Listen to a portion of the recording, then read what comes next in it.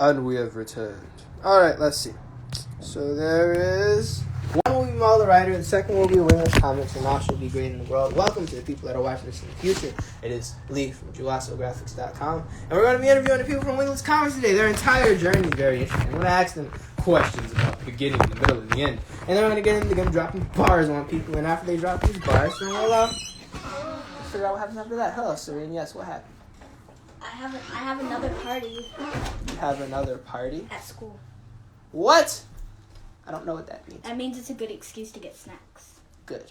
I'm doing an interview right now. Who? Like an interview. Oh, like people interview? Yes, like people interview. That's nice. I was just telling you that if you wanted anything.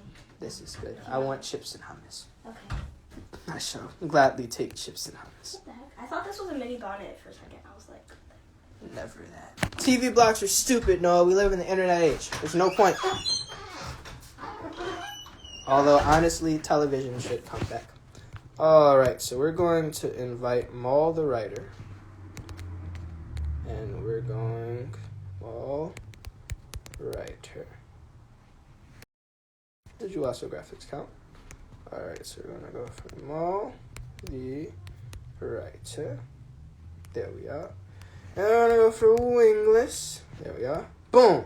Put those two in. Now we're here. We can interview multiple people. All is right with the world. What would it be about? I don't know.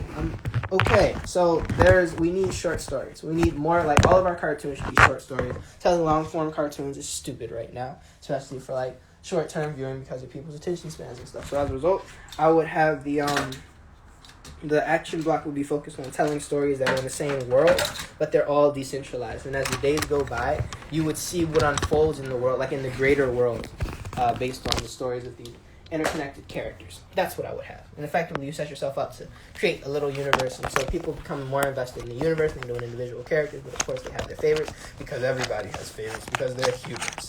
And then, that's the block. Over time, they grow to have a relationship with the characters, which are your characters, and because of that, they appreciate your world because your world is where those characters live, and so without you, they wouldn't have that world, and they wouldn't have those characters. So yes, that's what I would do if I had a TV block. I want to use a TV block to push programming that was incredibly different, because there's no point in freaking doing that. There's a limited attention span, a limited pool of attention to pull from as a person that gives people content, and if you're not giving people content that they want, then you're wasting time. And we don't waste time over here. Speaking of not wasting time. Whoa! Initial jacked up nonsense. But we're good now. The thing is ready. Oh, snap. There's squirrels. Welcome! Thank you. Welcome! What's going on, man? How you doing? I'm quite well. How are you doing? It's early. Well, not early, but it's early on the West Coast, so Oh, snap. It is what it is. I need my coffee. I need my I don't know. Some matcha green tea. Right. Some avocado toast like we do it over here with these Yeah, I'm not doing. I've never had avocado toast. That's just what they say we do out in California. My cousin is into all that, and she makes us eat it when I go to North Carolina. Yeah. I'm like, I don't want to do this again. I like avocados and I like toast, but I don't like them together. But avocado reminds me of that. There was a meme that someone did. Don't disrespect my avocados. Don't do that. Well, You're about to do something bad. Nah. Let me just share it. So someone was at a protest and they had a sign and it said, put avocado on racism because people will notice it then. I was like, what? Wow. What? Nice. That doesn't even make sense. Yeah, I know what color the person was who did that. Yeah. I feel like it wasn't us. I mean, it's what it is. Some hipster. If your memes don't make it through Black Twitter, they don't deserve to be on a protest sign. Right. Tired of people trying to make creative protest signs. It never works out too well. Nah. Be funny. Yeah. Here. Did y'all find each other on the same coast, or have y'all been working bi-coastal? We've been working bi-coastal.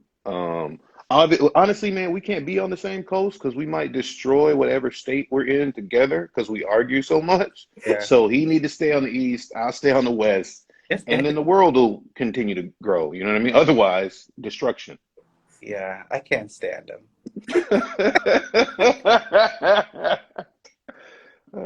No, you know what? Honestly, I work some pretty crazy hours, so I work like early, which is like normal for him. So it actually works out fairly well in terms of like time and distance and stuff like that. So like while he's on lunch right now, and we're both in a rush, or he's like on lunch.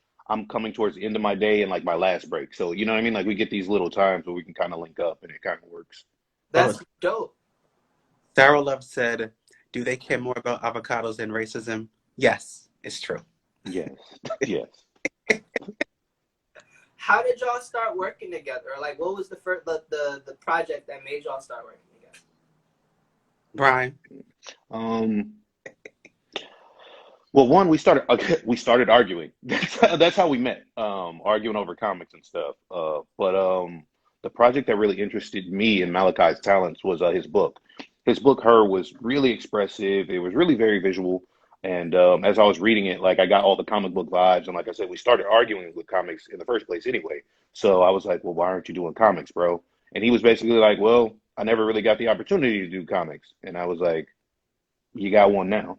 So let's rock these comics. You know, I mean, it was pretty effortless, to be honest with you. yeah, it was pretty like inevitable, I suppose, because when Brian hit me up with it, I was like, "You want me on your team?" But I kept that all inside, on the outside. I'm like, "Let me consider your offer." I'm professional, but I've always been a huge, huge, huge, huge comic book fanatic. Brian can tell you that I am always talking about comic books. I'm always doing the quotes from particular issues. I would name the particular issue from 1985 or whatever. And I am a huge Marvel fan, whereas he is more so DC. You always try to do that, man. I like them both equally. They're both You my children, You and can't I have love bro, you them gotta both. have a can favorite, bro. stand DC. Nah, I love them both equally. You don't. But I mean, this is what you do every day. It's like, the older brother that you never wanted and you want to push down the stairs or set on fire, but you still it's like that. Yes, as you can see, Malachi is like that. Yeah. But what I put on, on social media, like that persona or whatever, that's me regardless. Like I don't believe in people having like, alter egos unless they're superheroes.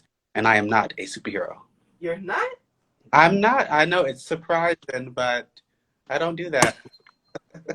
Artists are Oh shit. superheroes. We craft worlds. Writers are superheroes. Like, yeah. Or I guess there we are. I guess we're more like mutants. We all have abilities, but we don't have a need to use them the way that people might want us to. I like that. Yeah, That worked for me. excellent. Because the X-Men were always cool because they did things people would actually do.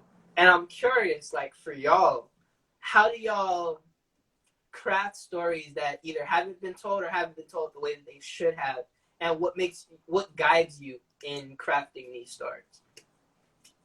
I think it's fairly easy, man, if you want to be honest. Don't copy other people. Like that's not fucking difficult. Yeah. But if I have a character that's just Dick Grayson in black skin, he's still just Dick Grayson in black skin. It don't matter if I'm like, what? They're not the same. They're the same, bro. Yeah. Stories themselves, like boy meets girl, boy gets girl, boy loses girl, that's gonna be told. The greatest warrior falls, into darkness and basically destroys everything and, rise from ashes. Like these stories have all been told, right? So we know that. How do you tell something differently? Tell it differently. Take it from your point of view. Don't just copy what you've seen before. There are so many indies and even big publications that copy the things that have come before. Like they just reuse the same ideas. They just regurgitate that and put it in a new skin. Whether it's black or whether it's Superman red and blue, whatever, it doesn't matter. Um, but I mean honestly, it's very simple to be just easy with who you are. You know what I mean? And just this Naruto story is not, new, which means Deku's isn't new, which means, what I mean, Black Clover isn't new. Like every anime right now is talking about push past your limits. All of them are doing it at the same time, but all of them are somehow different. Again, it's not fairly easy if you're actually creative and actually, no, I don't want to say actually creative, but actually trying to be creative. If you're not just pretending like to be creative and you're like, you just wanted to do something because you saw it, you thought it was cool, and you just want to copy it, then it's super not hard to be creative. It takes a little bit more time, a little bit more effort, a little bit more research, but it's worth it though. Agreed. That's a fact. You hit the archetypes, and then that middle ground in between the archetype. That's where you get to have fun. And Exactly. I think there's an element of wish fulfillment in it as well. I think a lot of people like read Spider-Man or they read Dragon Ball, and they're like, I want that, but I want to be the main character that time. And then when they get older, they use their brain and they make that, and then people don't connect to it, and that's because people already had Dragon Ball, even if this person didn't have their one wish fulfillment. However, when you create something that's unique, I think, or that tells a story that might not have been told before, people connect to that story, and that's where people get success. Exactly. There are so many offshoots of like very well established books or series that work. Because, like you said, people have that wish fulfillment. Oh man, I want to do that too. How many people wrote Star Wars books that were wildly successful because they were like, oh, I'm gonna put myself into this world. So there's a difference between putting yourself in the world that already existed and putting yourself into the character. If you make Goku again, yeah, boring as hell. We've seen that, and we already like Goku. We don't need a second one. But if you put what is the one black person who's got the same powers as Goku feeling like as he goes through the world? Because now he's got to deal with racism. Now he's got to deal with, doubt. Now he's got to deal with his lineage. You know what I mean? There are other elements to it. If you're adding those other elements, then that makes sense. But again, if you're copying Spider-Man, oh, my guy has spider powers, but he just got them because Anansi was his grandfather. You know what I mean? Like, or you always run to a place where people don't know. I think somebody who actually does that, speaking of Anansi, is really well is Greg Anderson Elise. Hmm. He has he has the Isnana series, right? And that could very easily be a Spider-Man clone or a Miles Morales clone or or whatever else. And especially if you're talking about Anansi. But no, he like delves into the lore of it. He delves into the mythology. The powers are slightly different, you know what I mean? And how and why and who he is slightly different. And that's what makes it dope. That's why people gravitate to it as opposed to if he had just made, Black Spider. And it's like, okay, we've seen this a billion times in fan art. Nobody cares about that. Like, honestly, the fan art might be dope, and so you might get a bunch of likes, but then you're like, this story is kind of trash. Yeah. That's a fact. How do y'all, on both the art and writing side, what do you think is important in creating a world? Important. There needs to be an authenticity to it. You can't say authenticity at all. That's I like had it was that's your word, authenticity. out, Brian. This is why I hate you. It needs to be real. It needs to come from your own truth, I believe. Like for me, I enjoy reading comic books. I enjoy reading superhero stories that make you want to put on a cape and do great things. So I draw from that when I do my stories, when I build my worlds. I also I love sci-fi and I love fantasy. So of course, like the Lord of the Rings, I enjoy it, but I'm not going to go crazy about it like Brian because that's his particular What's up with all the shots? We keep doing shots. Like, man, okay. but did it a second ago. So I mean, That was me it, being nice and making sure you that's can say not authenticity. pilot. You okay? I You mean, know? Okay. as I was saying, Okay. you're true because it comes from your truth. World building, even when you if you're watching a movie or if you're watching a television show, something that gets your attention that you want to explore with, jot it down. Revisit that later on when you are, alone and you want to, start writing down, story ideas that'll come to you. Um, for me, like if I'm watching a movie, if there's a particular quote that speaks to me, I want to play with that. What can I do to give it more, more presence? How can I add the flesh to those bones, pretty much? But I'm sure it's different for Brian because, he knows everything. I just know how to say authenticity. That's it. Ow! So I know one thing. No, I think it's the same. And if you're talking about the artist writer like connection, sometimes it takes a little bit of time. I personally have what I believe is one of the best art teams out there right now, with Fabio Samal and Nestor Rajula. So I'm lucky, like I'm thankful. But that didn't like happen overnight. So the world building part started with me. Like, and you have to do each piece. Things have to make sense.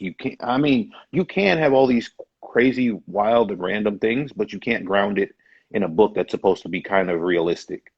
So world building starts with the idea that I want. What kind of world are you? Is it a super world? Is it a dark world? Is it, you know what I mean? even if it just has like a little bit of history to it to make it make sense, you have to have that piece.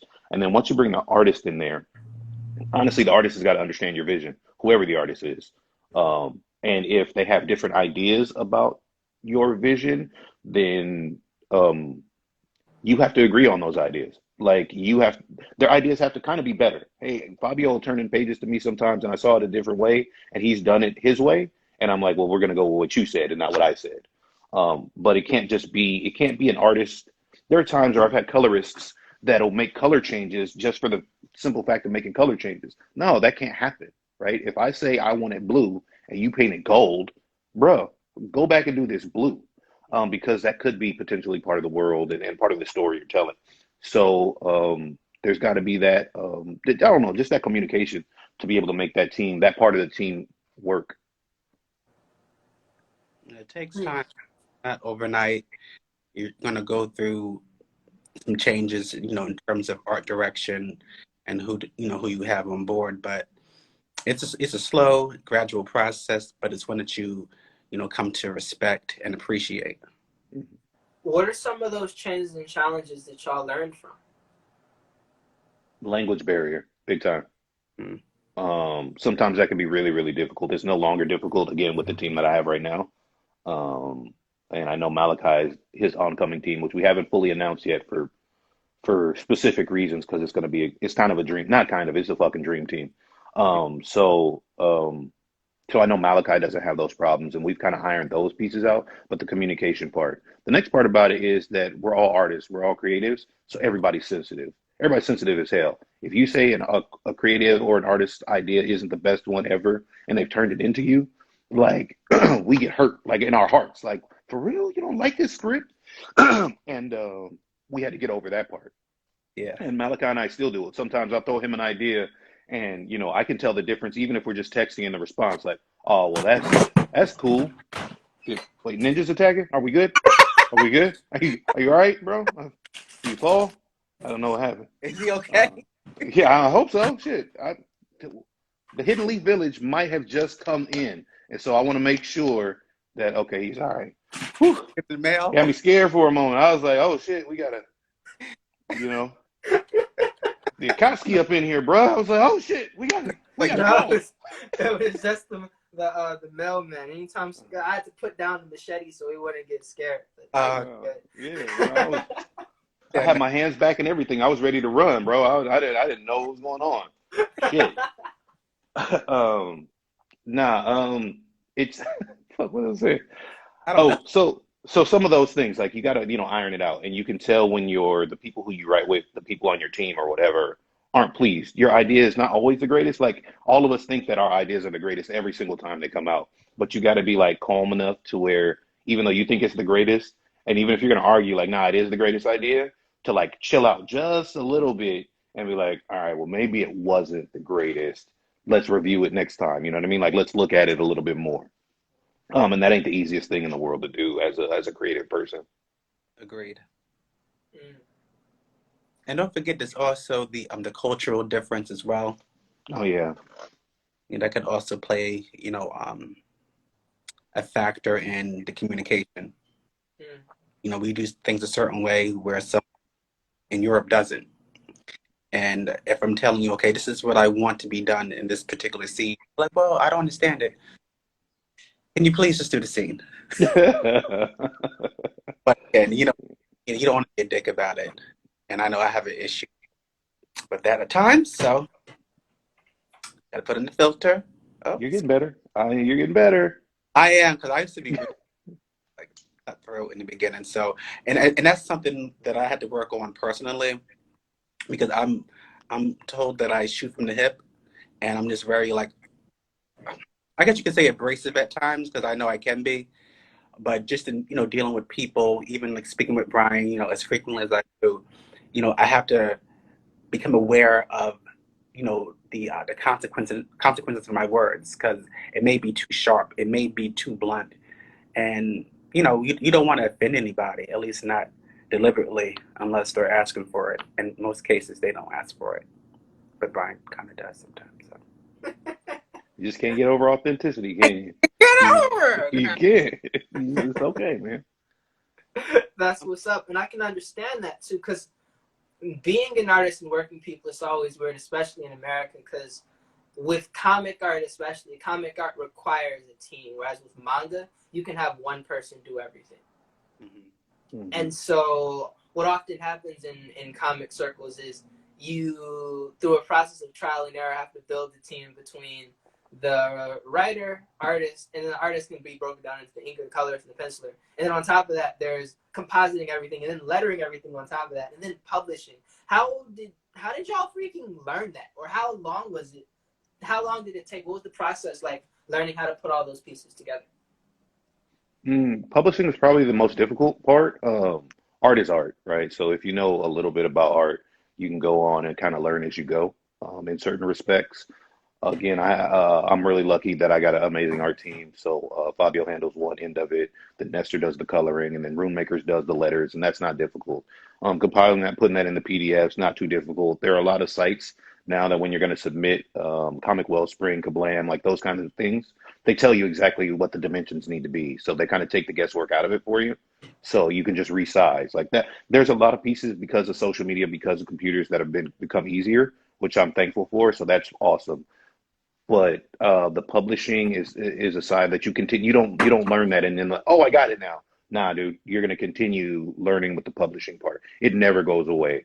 Um, the same for writing, the same for organizing your team and making sure they work together. You never learn that. It's never over. You've got to continue working and growing and stuff. So if we're talking about from idea to finished project, I would say my first one took about a year and a half, and that was like a little 2 or 3 page mini. But if we're talking about the real thing, with which we released last year with issue one and her issue zero, about a solid year almost Oh, between talking and everything else, and that is a little bit of a slower pace, but we were still building the team at that point. So now we're on maybe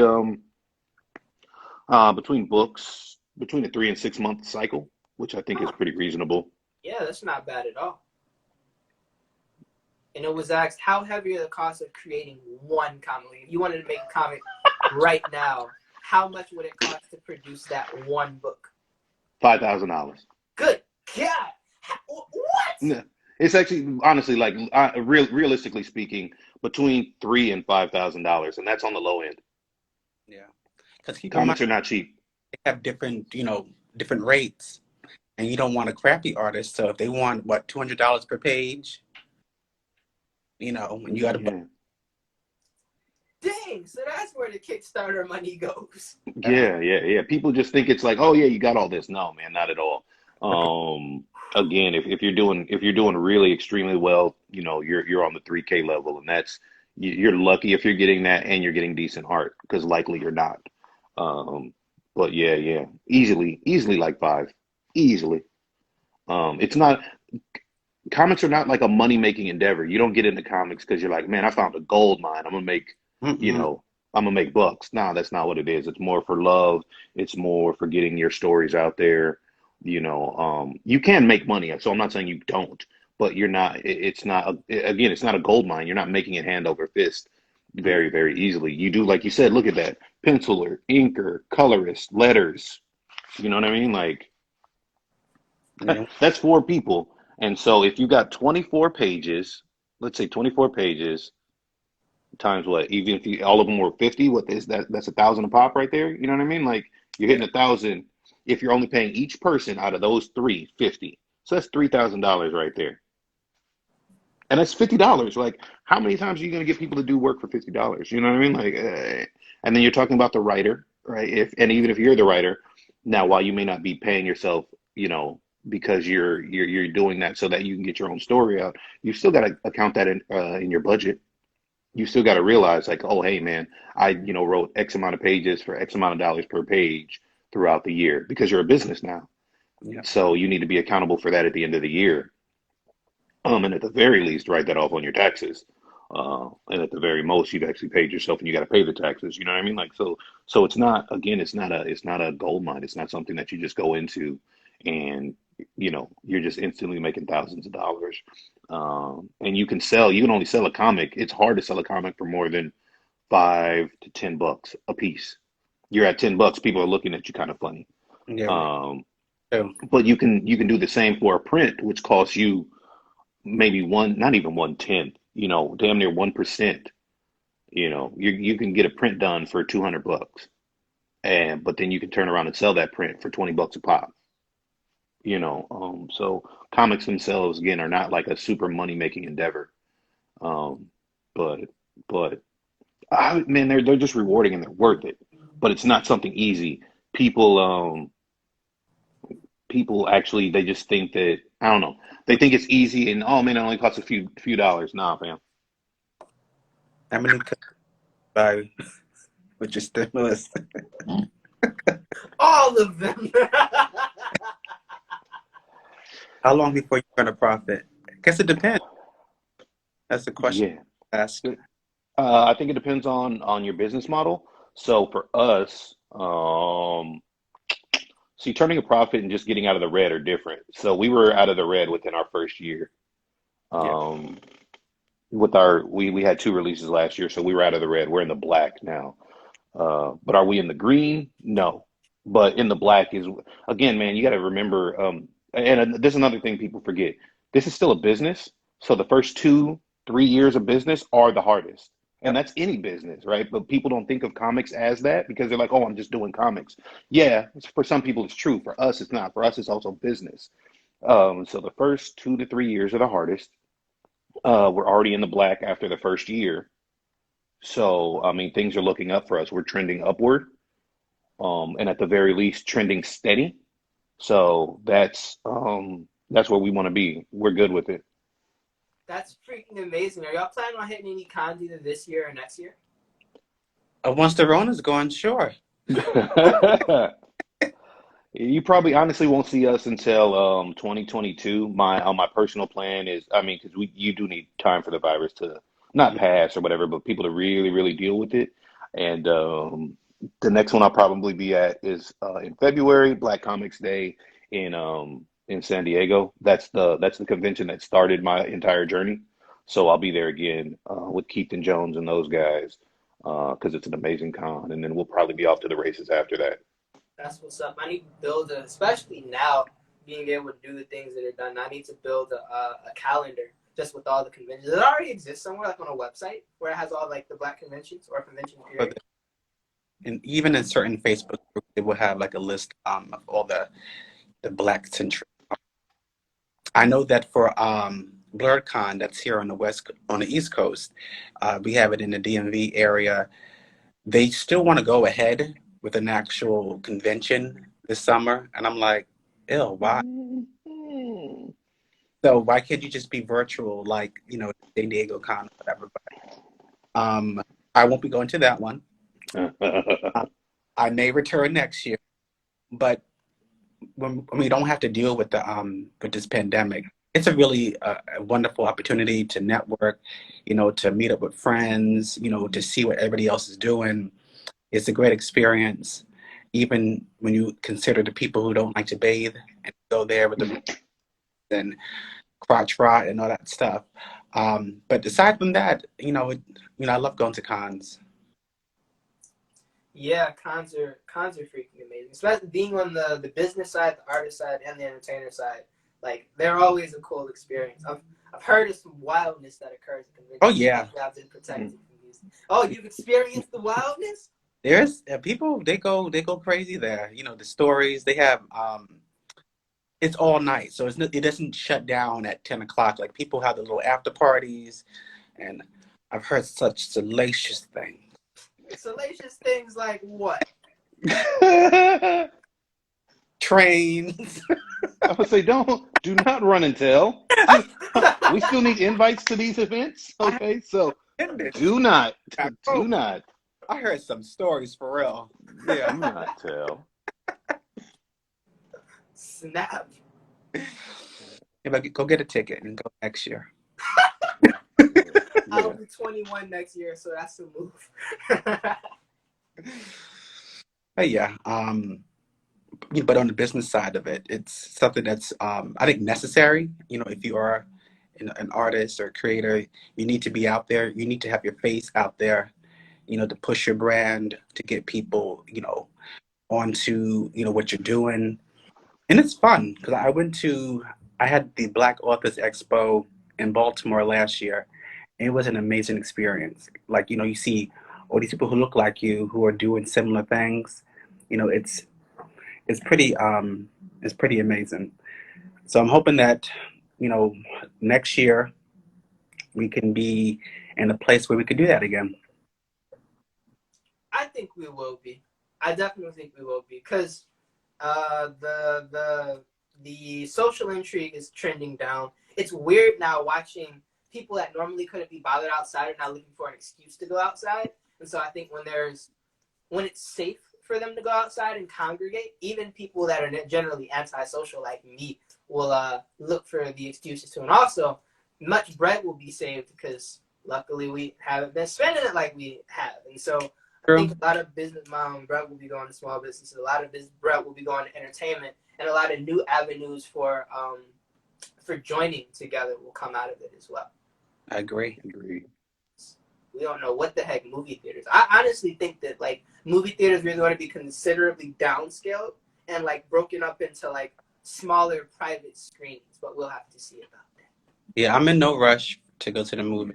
I'm actually good. Like even with the Disney Plus, like of course we got the subscription before this happened, the pandemic, and I got it because I knew the Marvel shows would be on there. But when they released, WandaVision in January, it's like the timing was perfect because it's like I'm already stuck at home. I'm not going to some movie theater. It's like Disney almost planned it, Yeah. Worked out fairly well. I mean, I think that some of the social stuff is going to be different, which it should be, and that'll be a good thing. I hope movies do come back because I do like movie theaters, but you won't catch me in one for another year or two at least, just because, it's not going to be safe.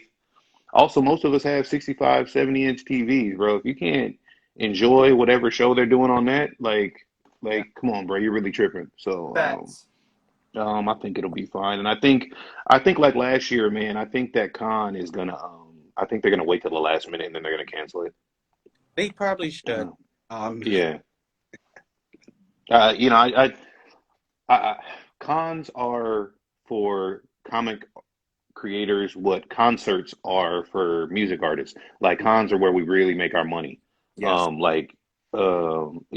not outside of Kickstarter. Kickstarters are good. That gets the project off the rails. That's like your CD, but or your MP3 or whatever else, your album. That's the word I was looking for. God, I sound old. You're getting your album out, but like where you really, really making the money is touring and doing shows. So it's the same for comic creators. So even though there have been some real strides in like online and you know what I mean and getting virtual cons and stuff going, real cons will come back. They just don't need to rush because if you're the con that comes back and then you're the epicenter for some big ass outbreak, you fuck it up for everybody. You know what I mean? So I would hope because NYC already canceled, right? Yes, they did. Yeah, NYC canceled. San Diego still trying to act like they might, but they're going to cancel. And so I'm hoping that BlurredCon does the same. Again, just in the interest of protecting themselves. And so apparently next year, if this is all cleared, we have to go to the Emerald City Con. I've heard that's a really nice con though, because I have to. I'll go. Yeah, I like not a pandemic. Look, y'all just got to get me like a lot of Xanax because I hate airplanes. Airplanes. What the hell? Drive? You can't do Take me black man. Take me a week and a half to drive there and drive back. I don't have that kind of PTO at my job. What was I thinking? Yeah, I gotta, shit. I'll fuck around and be in some sundown town or something. Knock it off. Country? Yeah, we can't do that now. Yeah. So lots of Xanax because I hate airplanes. Oh, okay. Some weed. Okay, well that's good. That's good. I work for the government. I can't do that. That's great. Never ever would I. Yeah, no, I can't, man. Yeah. So yeah, we'll be out next year. Next year, I think is going to be fun. I think I think next year's going to pick up, and there are just so many creatives, and a lot of them that are our colleagues and stuff, and it's going to be real fun to see them again and work with them, and you know what I mean? Like it's I think it's going to be a real. We're seeing another explosion of like black excellence, which is I feel like black people are always excellent, but like the creativity aspect. And last time they stamped it out, like when it was happening in rap, you know, back in the '90s, you know, or whatever, you had this big like Black Power kind of movement happen in rap, and they stamped it out. They don't have the ability to stamp this out this time.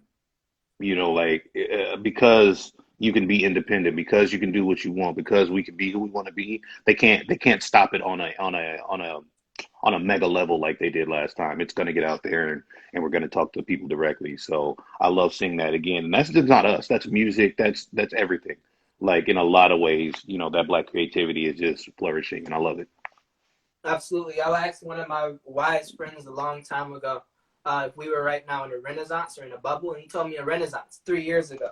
And seeing all the things that have been accomplished now, seeing the work that y'all and Impound and freaking Concrete and freaking Absolute Studio or Obsolete Studios, all of y'all are doing freaking amazing work, getting your projects funded, creating things out of it, and getting animation where I hope I'll be able to do is provide some balance of cost effectiveness and quality in order to make sure that this animation gets to people, because a lot of people like animation, not a lot of people like to pay for it, not a lot of people like to support it when it finally gets made. And so figuring out incremental crowd support for animation will be a move in the near future. That's what I'm working on, because that would be interesting. And I think the WB style, the way that Bruce Tim and the whole WB side on DC did was probably the best way to make like superhero cartoons. The art style was perfectly simple with the balance of anatomy and simplicity and shapes. And we'll see what that next era looks like as we move into the next phase. What do you think is next for independent comic creators? Do you think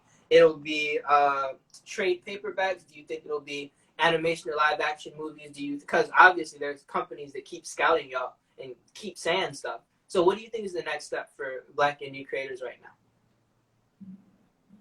Mal, you want this one? Well, I think the next step is going to be everything that you mentioned. You know, there shouldn't be, you know, a limit or a sequential order that we need to go through. If the opportunity arises, you know, for animation next, that's great. A movie, that's great too. So I don't think there's going to be a particular thing that's going to be next. It's probably going to be everything all at once, or not. I don't know. But I'm sorry, my phone is about to die because you guys keep on fading out. No Okay. worries. My mom's about to pop in. So thank y'all Yeah. for freaking coming. I appreciate it greatly. Learned many things. Many gems were dropped. Is there anything else y'all want to say? Right. We're still on Kickstarter for 4 more days, y'all. Nightfall Part 2. Please check us out. Share if you can. Support if you can. We're always going to be around, and we'll be back on here to talk to you. We appreciate the time. And yeah. Much love. Thank you for having us. All right. Oh, of course. Thank y'all for coming.